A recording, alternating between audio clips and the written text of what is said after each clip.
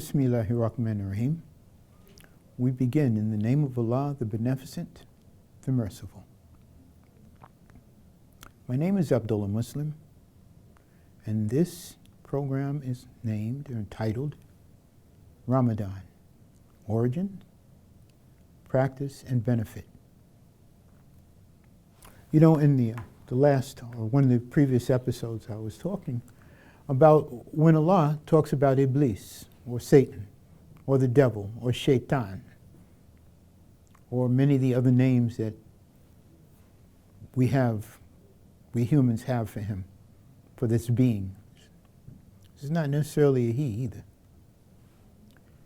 And I was telling you how Allah has given him the permission to bring corruption to us. Not because Allah doesn't love us. If people say, oh, God loves you, so he allowed the devil to come in and corrupt you. No. God has prepared us, or is preparing us, for what comes after this. This is not the permanent life. This is only preparation for the permanent life. It's a time of, a lot of people say it's a time of trials. You can say that. Or you can just say that it's a time of preparation to see what our consciousness, see what we or do in the next life to come. And in the Quran, Allah tells us in 7 places, Shaitan, the devil, Iblis, he's mentioned in more than 7 places. But there are 7 areas in the Quran where he gives the story about the angels and about, Iblis refusing to submit, and where he tells God what he's going to do to us. Now, the point I want to get to is this. Iblis didn't say that I'm going to corrupt the Christians. He didn't say that. He didn't say I'm going to corrupt the Jews. He didn't say I'm going to corrupt the Hindus or the Buddhists. He didn't say I'm going to corrupt the Muslims. He did not say I'm going to corrupt the Urantians or the atheists or any of the other divisions that have come about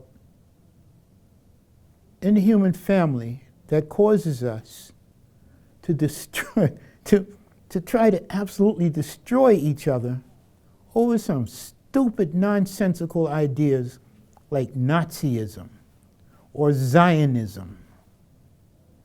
I'm not being political here, but think about the idea in which a war was started in which over 100 million people were killed, okay? Because some guy convinced a lot of people that they were superior because they were whites and they were German. And look at the mess we've gotten ourselves into. Look at the kind of weapons we have developed for the purpose of threatening to destroy each other. If you mess with me, I'm going to nuke you. Look at it. Think about it. Look where Iblis has taken us.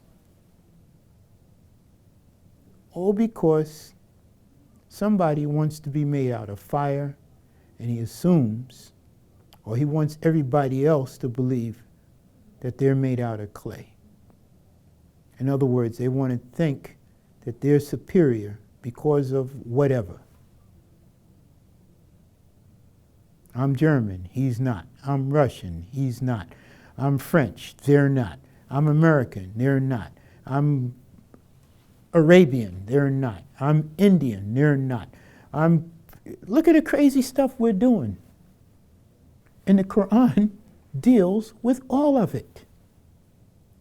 The Quran tells us not only what we're doing. You see, when I say that Iblis didn't set out, he didn't say he's going to corrupt any one of us. He didn't say he's going to corrupt any one community. No. He told God he was going to corrupt all of us. the black, the white, the red, the yellow, the brown. He's going to get us all. He doesn't care. This is what Iblis has told Almighty Allah. So he plays us off one against the other. Okay? Constantly going around.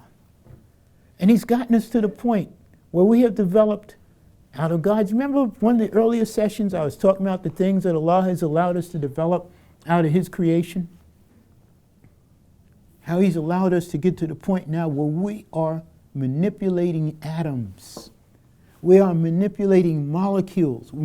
Allah has allowed us to manipulate, to actually manipulate DNA, the substance that we are made out of.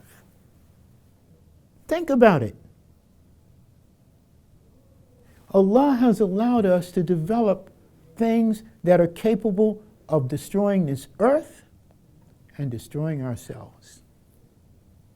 And we have to think about what we're doing. We got to think about what we are doing. And we have to find a solution. We have to find an answer to the problem of our complete annihilation. Possible. There's nothing in the hadith that states that it'll come about that way, but we don't know. But the Quran has the answer to the solution, has a solution to the problems that we're presently facing. But we have to recognize who our common enemy is. During the month of Ramadan, the devils are chained. They are chained. They're chained. I don't know how Allah does it, but I'm telling you, for the believer, as a believer, during the month of Ramadan, I feel less inclined to a lot of the things that would normally influence me to be angry. As a believer. And I'm not the only one that believes this. Why would anyone want to interfere with that? Why would you want to attack somebody in Jerusalem? Why would you want to do that? Why would you want to assault a woman who's wearing hijab, who's wearing full clothing? Why would you want to pour acid on them, which is done in Britain? Yeah, got people riding around in motorcycles pouring acid on Muslim women. What did she do? Because you can't see her body, you're going to pour acid on her? What are you, crazy? Why would you want to force Muslims, people who try to obey God and not eat pork or drink alcohol, to do so? What's the benefit to you? Look, Ramadan is a time when those of you who think that whatever idea you have about life is more important than allowing tranquility, than allowing sakina to come over your society. You think about the benefits of having a people who just want to fast and be peaceful for 30 days out of the year, and think that their numbers are coming close to 2 billion. It's not a small number. And think that if you were to read the same documents that they read, the same books they read, the same maintenance manual they read, the same book of guidance that they read, just take a couple of days out of your life. Read it as an intellectual pursuit. Read it. And don't try to make a communist manifesto from it or whatever idea you got that you think is new. Read it. Read the Quran with the Muslims. Go in the masjid with the Muslims worldwide. The masjid is open to whoever wants to come in. The masjid, the mosque. It's a non-existent word in Arabic, but it's filtered in through colonialism and, that period of time.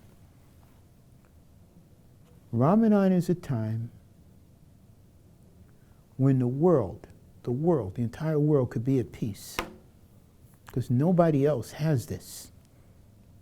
And we didn't invent it. It came to us in the book, the Holy Quran, which is available in whatever language you want, you speak. Whatever language you speak, it's available. Just read it. If you don't like it, then put it down and go on about your business. But give it a chance. Look at it. I'm not trying to talk you into anything. You don't know me. I don't know you. I'm telling you, as someone who's lived a life as other than a Muslim, that Islam has a benefit. I'm telling you, as someone who has fought in a war, that Islam has a benefit.